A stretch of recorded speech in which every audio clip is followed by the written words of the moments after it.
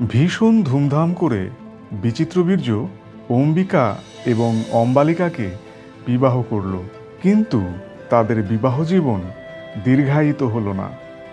বিচিত্রবীর্য হঠাৎ মারা গেলেন। সত্যবতী ভেঙে পড়লেন। তিনি যে কেবল তার সন্তানের মৃত্যু শোকাহত ছিলেন তা নয়, তিনি কুরু বংশের ভবিষ্যৎ নিয়েও চিন্তিত ছিলেন। বিচিত্রবীর্যর কোনো সন্তান নেই যে কিনা কুরু বংশের প্রদীপ জেলে রাখবে। এটাই কি তাহলে কুরু বংশের সমাপ্তি? সেই সময় কোনো স্বামী যদি অপারগ থাকতেন, তাহলে মহান কোনো ঋষির দ্বারা স্ত্রী গর্ভবতী হতে পারতেন এবং এটা সমাজে গ্রহণযোগ্য ছিল। এই প্রথাকে বলা হতো নিয়োগ। সত্যবতী ভাবল, কুরু বংশকে টিকিয়ে রাখতে হলে নিয়োগ প্রথা ছাড়া তার কাছে আর অন্য কোনো উপায় নেই। তিনি ভীষ্মকে বললেন, ভীষ্ম, তুমি জানো যে ব্যাস আমার পুত্র, সে একজন মহান জ্ঞানী ঋষি। তুমি নিয়োগ প্রথার জন্য তাকে নিমন্ত্রণ জানাও। ব্যাস সত্যবতীর নিকট উপস্থিত হলেন এবং বললেন, মা, বলুন আমি আপনার জন্য কি করতে পারি।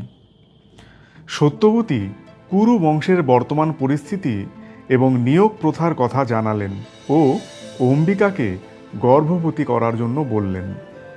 ব্যাস বললেন, মা, আমি বুঝতে পারছি এবং আপনার আদেশ আমি পালন করব, কিন্তু অম্বিকা কি এই প্রস্তাবে রাজি আছে?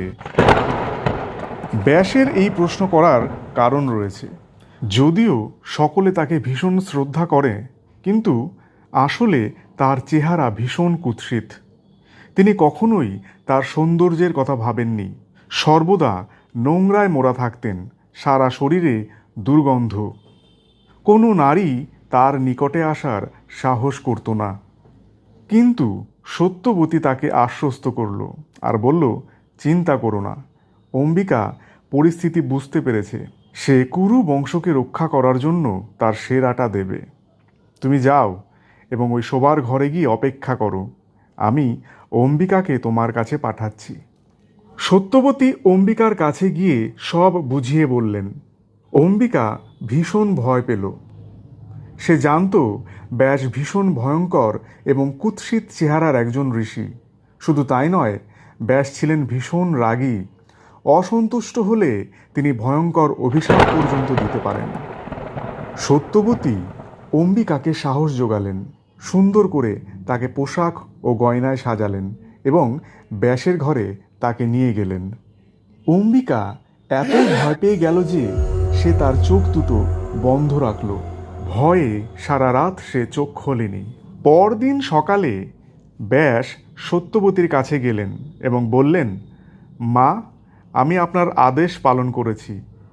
অম্বিকা ভীষণ শক্তিশালী ও সুন্দর পুত্র সন্তানের জন্ম দেবে, কিন্তু সে জন্মান্ধ হবে। সত্যবতী অবাক হয়ে গেলেন। একজন অন্ধ মানুষ কিভাবে রাজা হবে? তোমাকে একটি সুস্থ শিশুর জন্ম দিতে হবে। ব্যাস, যাও যাও, তুমি শোবার ঘরে যাও, আমি অম্বালিকাকে পাঠাচ্ছি, তুমি তাকে একটি সুস্থ পুত্র সন্তান দেবে। ব্যাস রাজি হলেন। সত্যবতী অম্বালিকার কাছে গেলেন, বললেন, অম্বালিকা, আমি চাই তুমি কুরু বংশকে একটি সুস্থ পুত্র সন্তান জন্ম দাও। যাও, তুমি ঋষি ব্যাসের ঘরে যাও, আর হ্যাঁ, মনে রেখো, তোমার চোখ যেন বন্ধ রেখো না। অম্বালিকাও ভীষণ ভয় পেল। যখন সে ব্যাসের ঘরে প্রবেশ করল, সে তার চোখ দুটো খোলা রাখল, কিন্তু সে এতই ভয় পেয়েছিল যে তার মুখ বিবর্ণ হয়ে গেল। পরদিন সকালে ব্যাস সত্যবতীর কাছে গেল আর বলল, মাতা, অম্বালিকার পুত্র অন্ধ হবে না, কিন্তু সে ভীষণই দুর্বল আর ফ্যাকাশে দেখতে হবে। কিন্তু চিন্তা করো না, সে খুবই বুদ্ধিমান হবে। এই বলে ব্যাস হস্তিনাপুর ত্যাগ করল। নির্দিষ্ট সময় পর অম্বিকা একটি অন্ধ পুত্র সন্তানের জন্ম দিল। তার নাম রাখা হলো ধৃতরাষ্ট্র। কিছুদিন পর অম্বালিকা একটি দুর্বল ফ্যাকাশে বর্ণের সন্তানের জন্ম দিল। তার নাম রাখা হলো পাণ্ডু। সত্যবতী সন্তুষ্ট ছিলেন না। তিনি একটি শারীরিকভাবে সুস্থ শিশুর জন্ম চাইছিলেন। সত্যবতী ব্যাসকে আবার ডাকলেন এবং অম্বালিকাকে আবার ব্যাসের কাছে পাঠাতে চাইলেন, কিন্তু অম্বালিকা রাজি হল না। তাই সত্যবতী তার পরিচারিকাকে সুন্দর পোশাক ও গয়না পরিয়ে ব্যাসের ঘরে পাঠালেন। পরিচারিকা ব্যাসকে দেখে ভয় পায়নি, সে ব্যাসকে সম্মানের সঙ্গে সন্তুষ্ট করে। ব্যাস তাকে বলে, তুমি একটি সুন্দর পুত্র সন্তানের জন্ম দেবে, যে কিনা রাজপুত্রদের মধ্যে সবচেয়ে শিক্ষিত এবং বুদ্ধিমান হবে। নির্দিষ্ট সময় পর পরিচারিকা একটি সুন্দর পুত্র সন্তানের জন্ম দেন। তার নাম রাখা হয় বিদুর।